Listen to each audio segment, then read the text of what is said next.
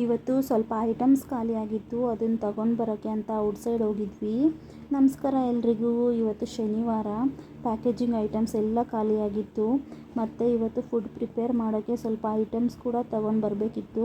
ಅದಕ್ಕೆ ಔಟ್ಸೈಡ್ ಹೋಗಿ ಎಲ್ಲ ಪರ್ಚೇಸ್ ಮಾಡ್ಕೊಂಡು ಬಂದ್ವಿ. ಹಾಗೆ ಫ್ರೆಶ್ ಆಗಿ ಚಿಕನ್ ಕೂಡ ತಗೊಂಡು ಬಂದ್ವಿ.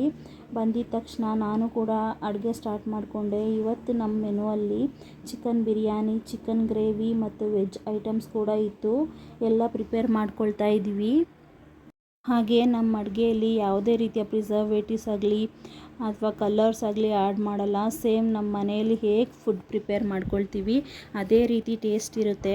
ನಿಮಗೂ ಕೂಡ ಹೋಮ್ಲಿ ಫುಡ್ ಬೇಕು ಅಂದರೆ ಸ್ಕ್ರೀನ್ ಮೇಲೆ ಕಾಣ್ತಾ ಇರೋ ನಂಬರ್ಗೆ ಕಾಲ್ ಅಥವಾ ಮೆಸೇಜ್ ಮಾಡಿ ನಿಮ್ಮ ಆರ್ಡರ್ನ ಪ್ಲೇಸ್ ಮಾಡ್ಕೊಳ್ಳಿ. ನನ್ನ ಈ ಒಂದು ಔಟ್ಲೆಟ್ ಇರೋದು ಬಾನಸವಾಡಿಯಲ್ಲಿ. ನಾವು ಸ್ವಿಗ್ಗಿ ಆ್ಯಂಡ್ ಝೊಮ್ಯಾಟೊ ಆರ್ಡರ್ಸ್ ಕೂಡ ತಗೊಳ್ತಾ ಇದ್ದೀವಿ. ನಿಮಗೂ ಇದೇ ಥರ ಆರ್ಡರ್ಸ್ ಬೇಕು ಅಂದರೆ ಹೋಮ್ಲಿ ಫುಡ್ ಬೇಕು ಅಂದರೆ ಸ್ಕ್ರೀನ್ ಮೇಲೆ ಕಾಣ್ತಾ ಇರೋ ನಂಬರ್ಗೆ ಕಾಲ್ ಅಥವಾ ಮೆಸೇಜ್ ಮಾಡಿ ನಿಮ್ಮ ಆರ್ಡರ್ನ ಪ್ಲೇಸ್ ಮಾಡ್ಕೊಳ್ಳಿ. Thank you.